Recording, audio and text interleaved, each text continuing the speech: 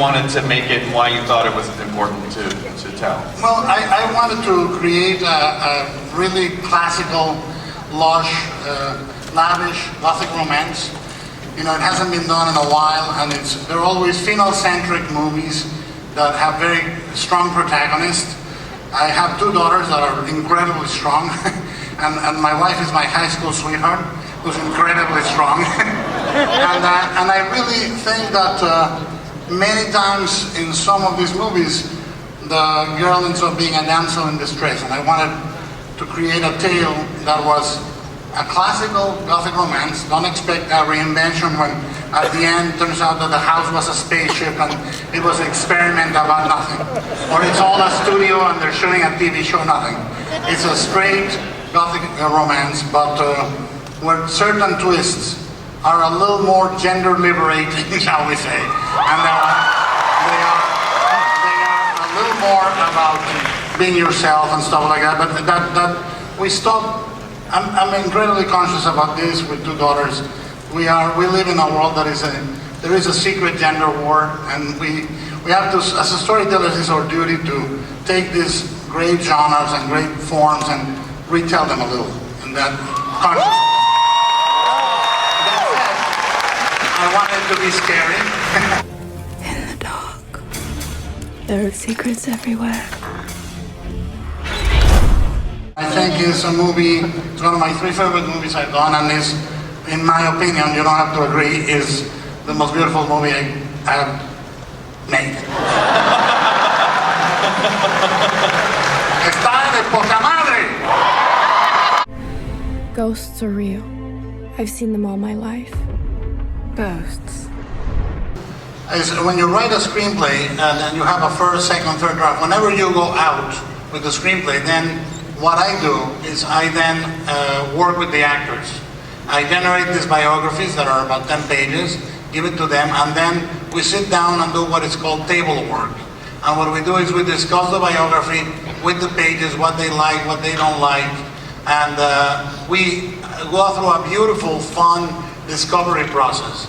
We say, oh, I would do this because of that, and I would not do this because of that. And you kind of then come out of those meetings supercharged. You go back and input all that visually or audio visually into the set design, into the way you're designing the sound, or in pieces of dialogue and staging. But ultimately, all of it is fed into it.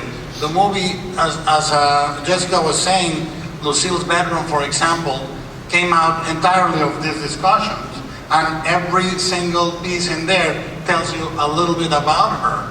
I say that I write the movies on paper, but really they get written on film.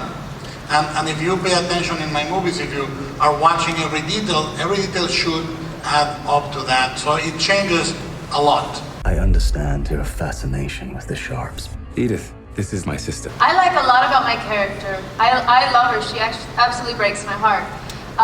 What I love about her is that she's fiercely loyal, and she acts out of love to receive love. The most beautifully created mansion, and the detail is just so incredible. And yeah, I've never been on a set like that before. It was amazing.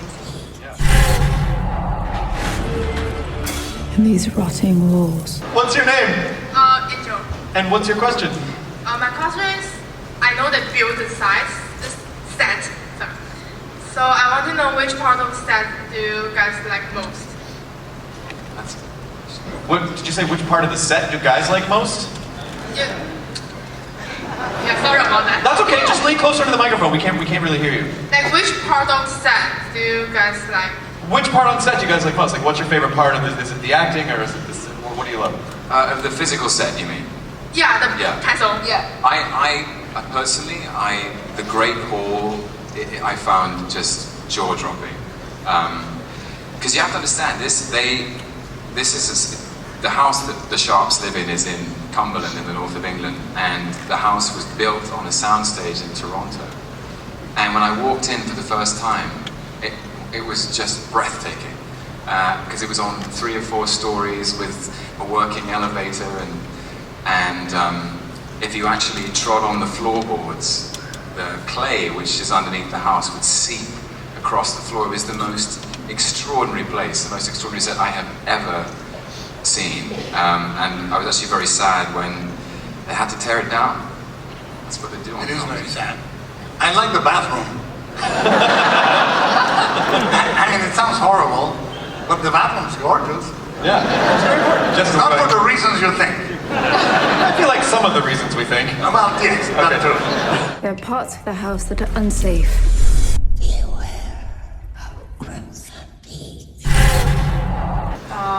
You know, being able to work with Guillermo and the cast who was so fantastic. And I was new to the genre and to the concept of horror, and I found Guillermo gave me a copy of Frankenstein, and there was an introduction to the book that he wrote, and it was like sort of an education in you know, why it's an important thing and how we learn about ourselves through our fears. And so it was kind of amazing to have Guillermo as a guide in this new world. It's really cool. Excellent. Let's. What is your name? My name is Katie. And what's your question? My question is for Tom. I want to know, from your perspective, how is Mr. Del Toro different from the other directors you've worked with? I mean, what's unique about him? Well, the first thing to say is that we all got given these extraordinary character biographies when we received the script. And it was a 10-page life story, maybe even it was 15, I can't remember, but it was the most incredible document with my star sign and my date of birth and the secrets that I don't want to tell anyone and what I like and what I don't like, and a horrible time I had with my aunt when I was 13 in Whitehaven, and that kind of detail is what we should all do with every character we play. And I just had the best time with Guillermo. Guillermo has an enormous imagination, and getting to live inside that imagination with all of his detail and rigor and precision was a huge pleasure. And I've never been teased so much on set by another director, but I liked it. Well, we're like twins. Yeah, we liked it. Like the Danny DeVito film, right? You mean like the movie Twins? I'm Danny DeVito. Does that make me Arnold, I guess? Yes.